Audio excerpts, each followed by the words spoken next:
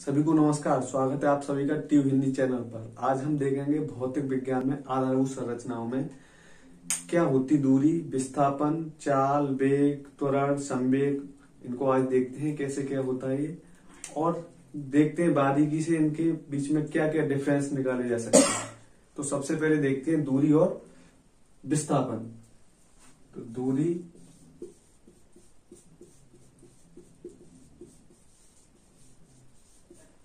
और एक साइड में डाल देते हैं हम विस्थापन।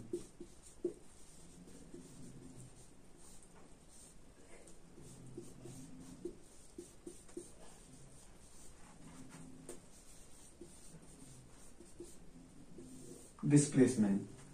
अब देखेंगे दूरी क्या होती है, विस्थापन क्या होता है। तो मान लिया जाए, अगर इसकी सबसे पहले परिभाषा ही देखी जाए, डेफिनेशन देखी जाए, तब तय की गई कुल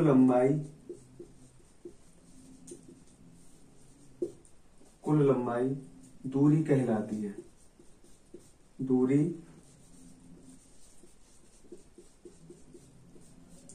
कहलाती है।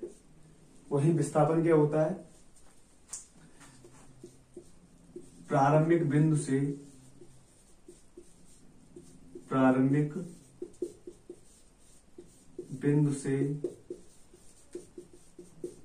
अंतिम बिंदु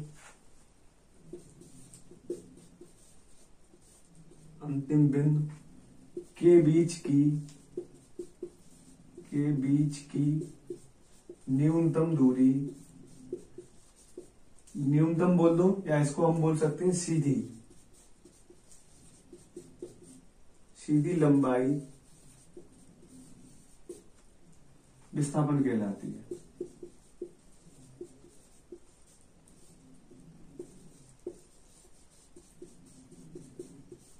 विस्थापन कहलाती है। विस्थापन प्रारंभिक बिंदु से अंतिम बिंदु के बीच की न्यूनतम, कम से कम दूरी, या इसको बोल सकते हैं दूसरी भाषा में सीधी लंबाई, क्या कहलाता है, विस्थापन कहलाता है। इसको क्या एग्जांपल के थ्रू समझते हैं। जैसे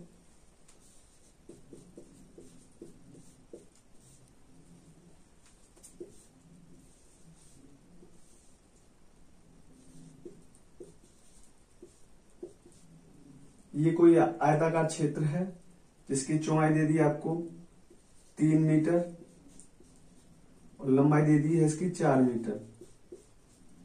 तो ये भी 3 मीटर हो जाएगा और ये आपका क्या हो जाएगा, 4 मीटर।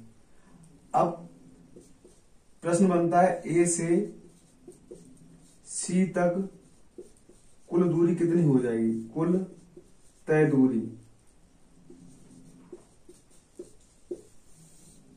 कुल तय दूरी कितनी हो जाएगी आपकी, तो A B plus B C. A B का मान कितना दिया है, 3 मीटर, और बी सी का दिया है हमको 4 मीटर। तो कितना हो जाएगा, 7 मीटर। तो ए से सी तक हमारी कुल दूरी कितनी निकल के आई, 7 मीटर। वहीं अगर इस चीज को यहाँ पे देखा जाए विस्थापन में, तो ये आपका वही चित्र मैंने फिर से यहाँ पे ड्रॉ कर लिया। ये आपकी 3 मीटर और ये आपका 4 मीटर। ए बी सी, यहां भी ए से सी तक विस्थापन निकालना है हमको। ए से सी तक विस्थापन निकालना है।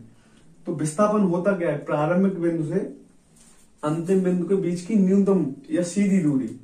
तो हम सीधा क्या बोल सकते हैं, हम इसको ऐसे सीधा मिला सकते हैं ना हम इसको। तो ए से सी तक का हम निकालना है। तो अब हम सीधा जानते हैं पाइथागोरस प्रमेय होता है। पाइथागोरस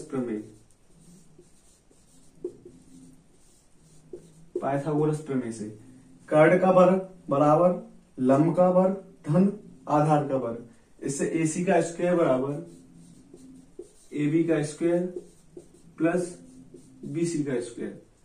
तो AC स्क्वायर बराबर AB का स्क्वायर कितना आ जाएगा, 3 का वर्ग आ जाएगा 9 और BC का स्क्वायर आ जाएगा 16 इक्वल टू 25। अब इस चीज को हम यहाँ पे देखते हैं। तो AC स्क्वायर बराबर 25, AC जब हम निकालेंगे तो √25। AC बराबर, अब हम इसका वर्गमूल लेंगे तो कितना आ जाएगा 5। लेकिन हमारा मात्रक क्या चल रहा था अभी, मीटर, तो मीटर कितना आ जाएगा 5 मीटर। कल की क्लास में हमने देखा था कि दूरी हमारी क्या है, एक अदिश राशि, वहीं विस्थापन क्या है, सदिश राशि। तो अगर इसको देखा जाएगा तो विस्थापन को हमारे परिमाण के साथ साथ दिशा की भी आवश्यकता होती है, वहीं दूरी में केवल परिमाण की आवश्यकता होती थी। तो यहाँ पे हमको दिशा भी बताना होगा, लेकिन अभी 5 मीटर तक ये सही नहीं होगा विस्थापन बताना, क्योंकि अभी केवल ये परिमाण ही बता पा रहा है। तो हमको अभी इसके साथ दिशा भी बतानी होती है। तो दिशा हम कैसे निकाल सकते हैं, जहां भी कोई व्यक्ति है अभी प्रारंभिक बिंदु पर खड़ा हुआ है, उसको हम मूल बिंदु मान लेते हैं। मान के चलिए ये हमारा व्यक्ति यहाँ पे खड़ा हुआ है, तो अब ये ए बिंदु मान के चलते हैं, जहां पहले उसका प्रारंभिक बिंदु था। अब उसकी अपेक्षा व्यक्ति यहाँ पे सी बिंदु तक आया है, तो ये इसकी अंतिम बिंदु होगा इसका। तो अब इसका हम कैसे निकालते हैं, इधर हो जाएगा पूर्व, इधर हो जाएगा पश्चिम। दिशाओं का ज्ञान हम इस तरीके से कर सकते हैं, ऊपर बोलते हैं उत्तर और नीचे बोल सकते हैं दक्षिण। तो अब हम क्या बोल सकते हैं, अब अंतिम स्थिति क्या है उस व्यक्ति की सी तक जाने में, दक्षिण और पूरब, इसके बीच में ही तो है ये सी। तो क्या बोल सकते हैं 5 मीटर दक्षिण पूरब, साउथ ईस्ट। अब ये पूरा हमारा विस्थापन ठीक रहा, क्योंकि इसमें अब हमारा 5 मीटर परिमाण को भी प्रदर्शित कर रहा है, वहीं दक्षिण पूरब क्या बता रहा है कि उस व्यक्ति की अंतिम स्थिति किस दिशा में है, तो वो दक्षिण पूरब दिशा में। ठीक, एक अन्य उदाहरण से भी समझ सकते हैं इस बात को हम। जैसे मान के चलिए ये हमारा कोई सर्कल है जिसका रेडियस दे दिया उसने 7 सेंटीमीटर, त्रिज्या इसकी दे दी हमको इसका 7 सेंटीमीटर, और यहां पे कोई ए बिंदु, यहां पे कोई बी बिंदु, यहां पे कोई सी बिंदु और यहां पे कोई डी बिंदु। तो अब वो पूछेगा ए से सी तक कुल दूरी। तो अब दूरी कितनी हो जाएगी, ए से सी तक कुल दूरी कितनी हो जाएगी। अगर हमारी ये परिधि देखते हैं, किसी वृत्त की परिधि देखते हैं, तो कितना होता है, परिधि होता है किसी वृत्त की 2πr। लेकिन हमको पूरा नहीं चलना है, हमको कहां से चलना है, ए से लेके सी तक चलना है, मतलब इसका आधा ही चलना होता है। तो हम कितने का भाग लगा देंगे, इसमें 2 का भाग लगा देंगे, तो कितना आ जाएगा πr। अब हम इसका मान लगा सकते हैं, पाई का वैल्यू सबको पता होता है 22/7, तो हमने इसका 22/7 और आर का हमको मान दे दिया, त्रिज्या का मान दे दिया, रेडियस 7 सेंटीमीटर। तो 7 से ये 7 चला जाएगा, तो कितना बचेगा, ये बचेगा 22 सेंटीमीटर। तो हमारी ए से सी तक दूरी कितनी निकल के आ गई, 22 सेंटीमीटर। वहीं अगर विस्थापन देखना चाहें हम इसका, तो विस्थापन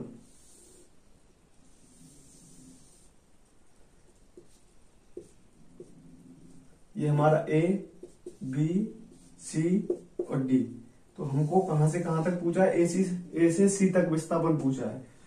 हमको त्रिज्या कितनी दे दी है इसकी, 7 सेंटीमीटर। 7 सेंटीमीटर ए से सी तक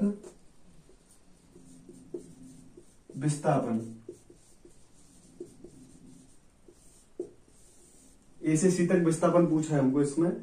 तो हम विस्थापन हम पहले ही बिंदु में समझ चुके हैं। विस्थापन होता क्या है कि सबसे प्रारंभिक बिंदु से अंतिम बिंदु के बीच की सबसे सीधी दूरी या न्यूनतम दूरी बोल सकते हैं जिसको। तो हम ए से सी तक हम सीधा भी आ सकते हैं, जिसे हम क्या बोल सकते हैं, जिसको हम व्यास बोल सकते हैं, डायामीटर बोल सकते हैं। तो यहाँ पे व्यास क्या हो जाएगा, इसका व्यास हो जाएगा 2 गुणा त्रिज्या, डायामीटर, और ये हो जाएगा आपका रेडियस। तो जब 2 त्रिज्याओं को जोड़ दिया जाता है तो क्या बन जाता है, वो डायामीटर बन जाता है। तो डायामीटर है क्या, बेसिकली ए से सी तक का विस्थापन है। डायामीटर है क्या, ए से सी तक का विस्थापन, और वही हमको निकालना है। तो देखते हैं कितना निकल के आता है। 2 त्रिज्या हमारी कितनी है 7, तो कितना निकल के आ गया 14। अब हमारा मात्रा क्या चल रहा है, यूनिट क्या चल रहा था सेंटीमीटर, तो सेंटीमीटर। लेकिन अभी ये पूरा उत्तर नहीं है, क्यों, क्योंकि हम निकाल रहे हैं क्या विस्थापन, इसमें हमको डायरेक्शन की भी जरूरत पड़ती है। तो जहां से ये व्यक्ति खड़ा हुआ था, मान के चलिए ये व्यक्ति खड़ा हुआ है, कहाँ पे आना है इसको, सी बिंदु पे आना है। तो अब ये इसका प्रारंभिक बिंदु था, अंतिम बिंदु सी है इसका, यहाँ तक आना है इसको। तो अब ये अपनी मूल दिशा से किस दिशा में आ गया, अब ये अपनी मूल दिशा से दक्षिण दिशा में आ गया है, दक्षिण दिशा में है अब पहले से। तो अब हम क्या बोल देंगे, 14 सेंटीमीटर दक्षिण, साउथ। अब ये हम देख रहे हैं ना कि विस्थापन हमारा 14 सेंटीमीटर दक्षिण आ रहा था, वहीं दूरी कितनी निकल के आ रही थी 22 सेंटीमीटर। अगला अंतर हम देख सकते हैं बेसिक, दूरी हमेशा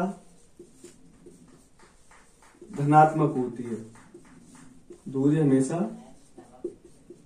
धनात्मक होती है, वही विस्थापन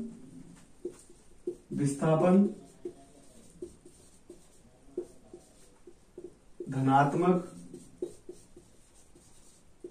ऋणात्मक एवं शून्य भी हो सकता है, एवं शून्य भी हो सकता है।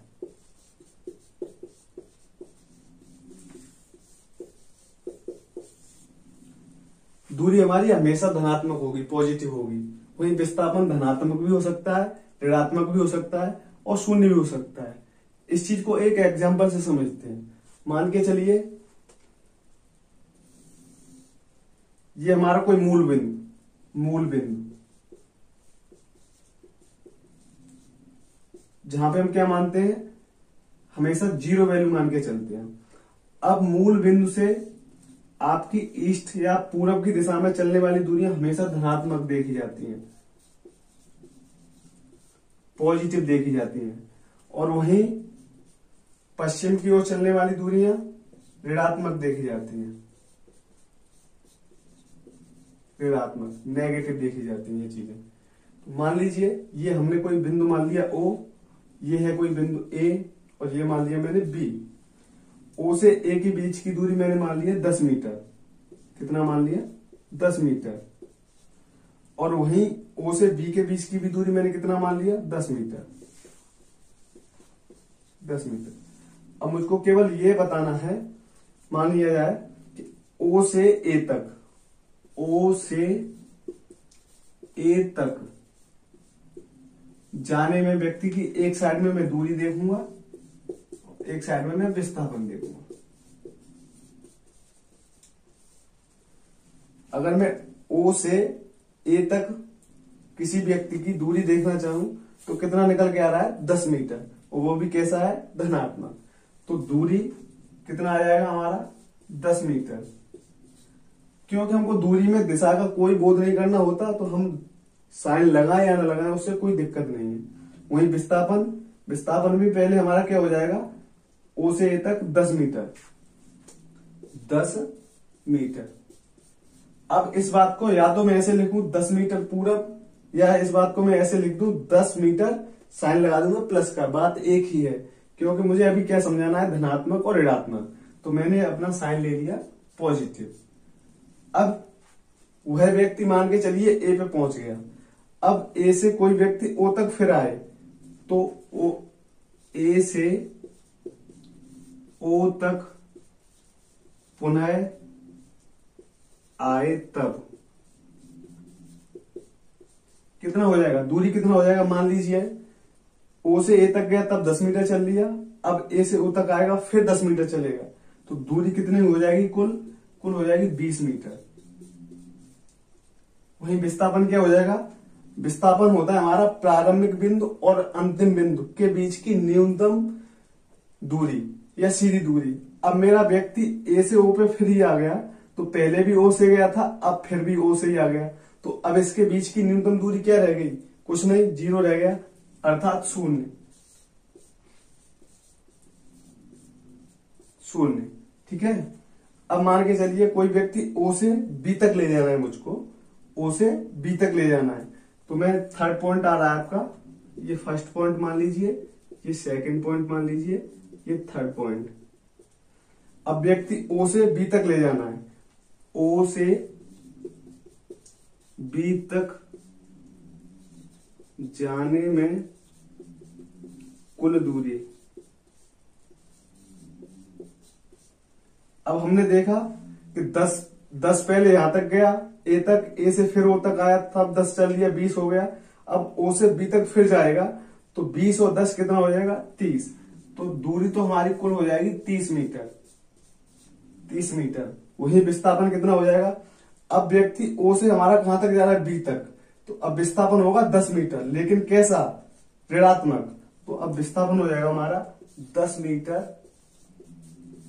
साइन का आ जाएगा, नेगेटिव साइन आ जाएगा इसका। तो अब हमारा यहां से क्या दिखाई दे रहा है हमको कि दूरी हमेशा क्या, पॉजिटिव, धनात्मक ही रहती है। क्यों, क्योंकि इसमें कोई हमको दिशा का बोध नहीं कराना होता। वही विस्थापन क्या, धनात्मक भी हो सकता है, 0 भी हो सकता है और ऋणात्मक भी हो सकता है।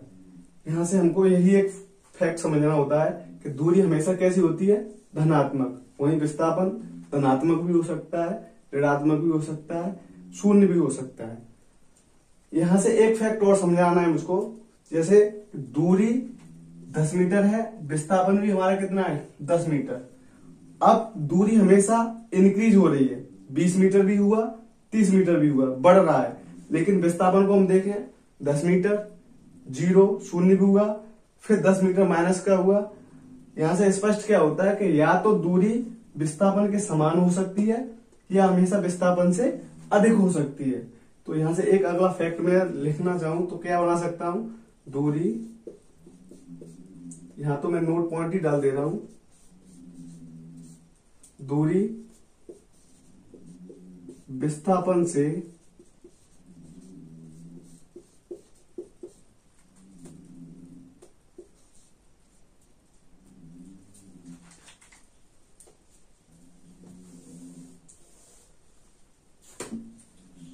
एक नोट पॉइंट बना दे रहा हूं मैं इस बात का, दूरी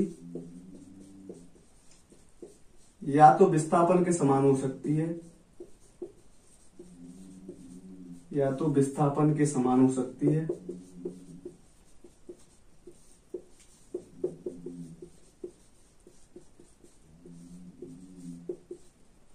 या उससे बड़ी, उससे बड़ी, छोटी कभी नहीं होगी। अर्थात इस भाषा को कैसे लिखा सकता है, दूरी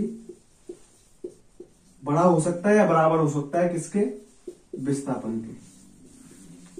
इस बात को हम ऐसे भी लिख सकते हैं, दूरी या तो बड़ा होगा विस्थापन से या बराबर भी हो सकता है विस्थापन के। तो हमने यहां से क्या देखा, दूरी धनात्मक भी हो सकती है, विस्थापन धनात्मक होता है, ऋणात्मक होता है और 0 भी हो सकता है। वहीं दूरी या तो विस्थापन के समान होगी, जैसे यहाँ पे हमने देखा 10 मीटर और 10 मीटर। अब दूरी का मान तो बढ़ता जा रहा है, लेकिन विस्थापन का मान घट भी रहा है और माइनस में भी जा रहा है। तो या तो दूरी समान हो सकती है या विस्थापन से बड़ी हो सकती है। अब तक हमने देखा दूरी और विस्थापन में अंतर। अब देखते हैं क्या होती है चाल और क्या होता है वेग। एक बार इसको भी देखते हैं, एक साइड में डाल देते हैं चाल, स्पीड, एक साइड में डाल देते हैं वेग,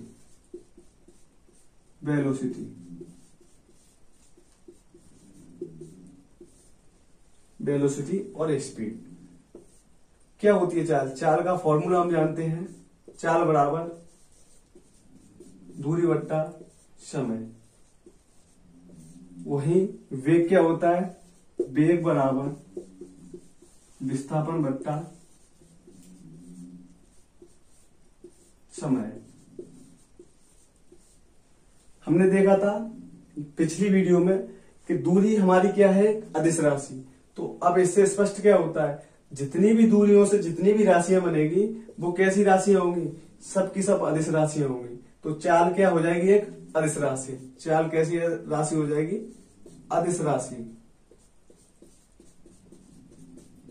स्केलर क्वांटिटीज।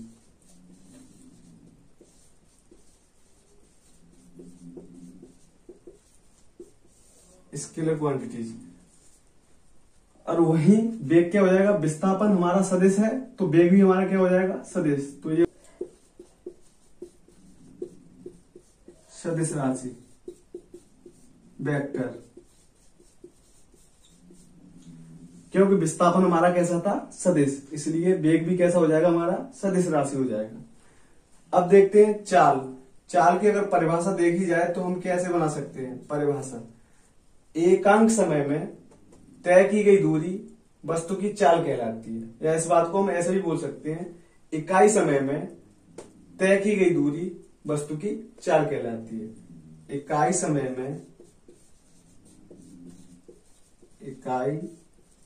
में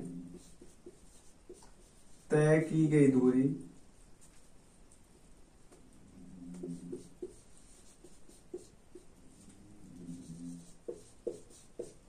चाल कहलाती है, चाल कहलाती है। वहीं हम वेग को कैसे परिभाषित कर सकते हैं, इकाई समय में तय किया गया विस्थापन वस्तु का वेग कहलाता है। इकाई समय में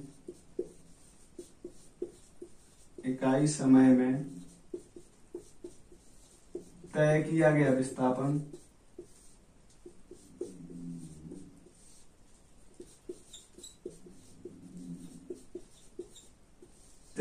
विस्थापन वेग कहलाता है।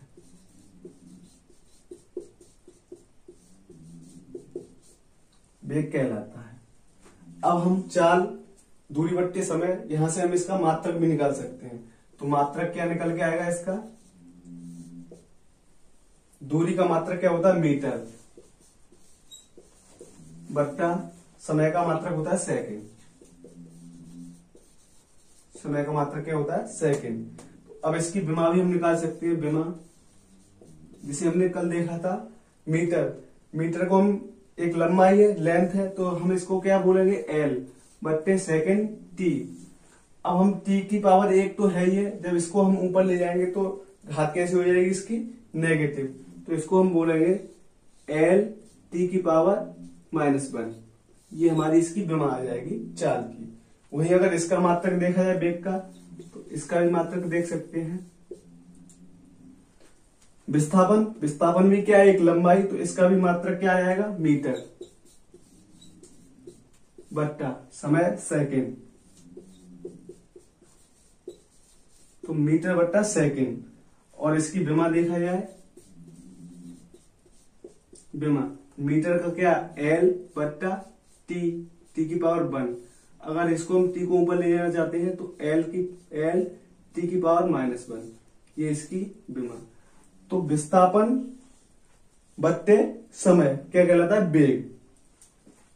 चाल का और वेग का मात्रक समान रहता है, विमा भी समान रहती है। इसका भी मात्रक समान है और विमा भी समान है। अगला अंतर देख सकते हैं, दूरी हमेशा कैसी होती थी, धनात्मक। तो दूरी से बनी हुई राशियां भी कैसी होंगी, धनात्मक। तो चाल हमेशा धनात्मक होती है। वहीं वेग कैसा हो जाएगा, विस्थापन हमारा धनात्मक भी हो सकता था, शून्य भी हो सकता था, ऋणात्मक भी हो सकता था। तो अब हमारा वेग धनात्मक, ऋणात्मक एवं शून्य भी हो सकता है,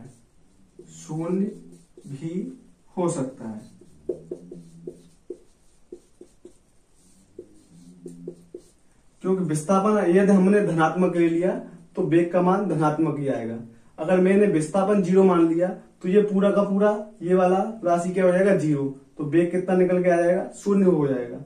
और अगर मैंने विस्थापन ऋणात्मक ले लिया तो जाहिर सी बात है वेग कैसा निकल के आएगा, ऋणात्मक निकल के आएगा। तो अब अगला देखते हैं संवेग क्या होता है। संवेग, मोमेंटम,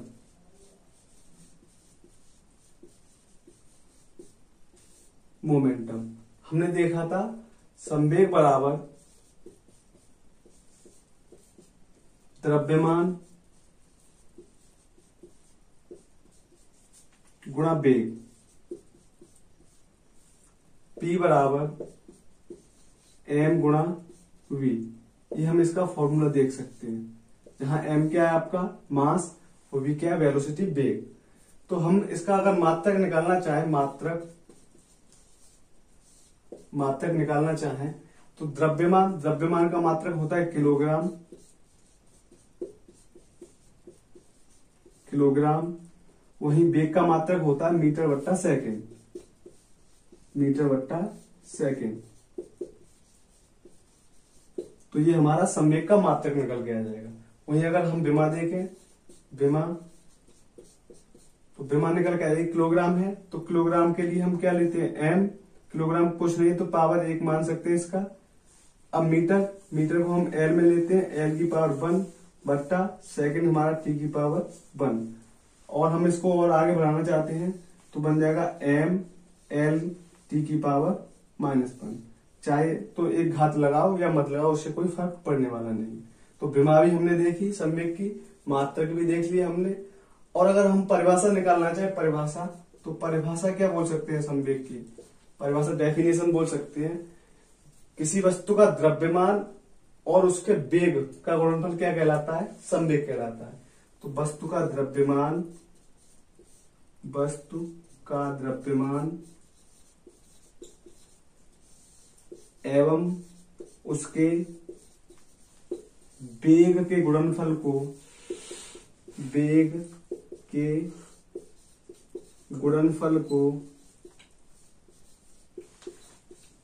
संवेग कहते हैं, मोमेंटम संवेग कहते हैं। अब ये राशि कैसी है हमारी? वेग कैसा है हमारा? सदिश। तो वेग से जितनी भी राशियां बनेगी कैसी बनेगी? सदिश। तो यह एक सदिश राशि है, वेक्टर क्वांटिटी सदिश राशि है। ये हमारा संवेग। अब देखते हैं त्वरण क्या होता है। त्वरण एक्सीलरेशन। तो हमने त्वरण को कल देखा था, आज भी देखते हैं। त्वरण बराबर होता है वेग में परिवर्तन बट्टा समय। इस बात को हम और अच्छे से देखें तो बोल सकते हैं हम अंतिम वेग माइनस प्रारंभिक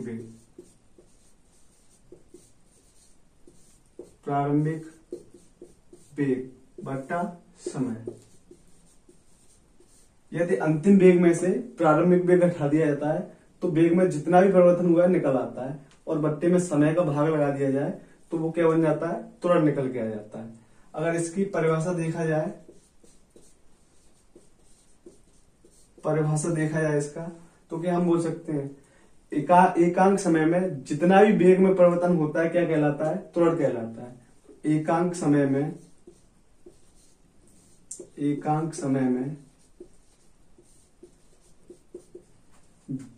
वेग में हुआ परिवर्तन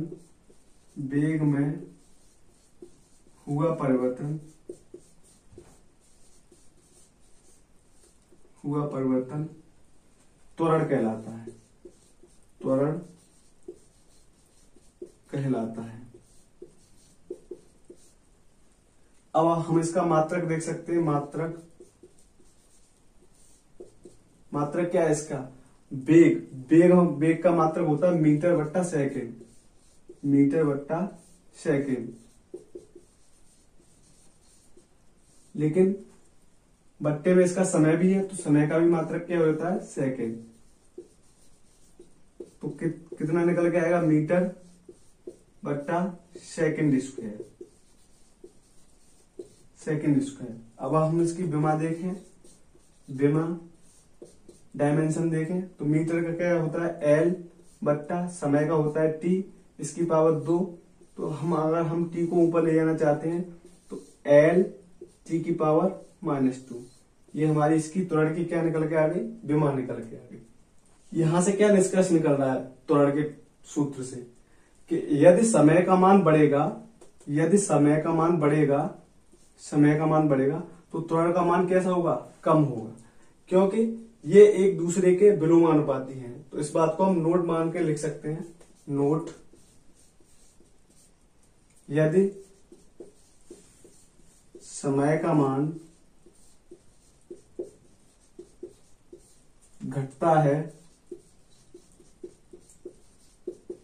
तब त्वरण अधिक एवं जब समय का मान बढ़ता है तब त्वरण कम होता है। जब समय का मान कम होगा तब त्वरण का मान बढ़ जाएगा, और जब समय का मान अधिक होगा तब त्वरण का मान कम हो जाएगा, क्योंकि समय एवं त्वरण एक दूसरे के विलोमानुपाती होते हैं।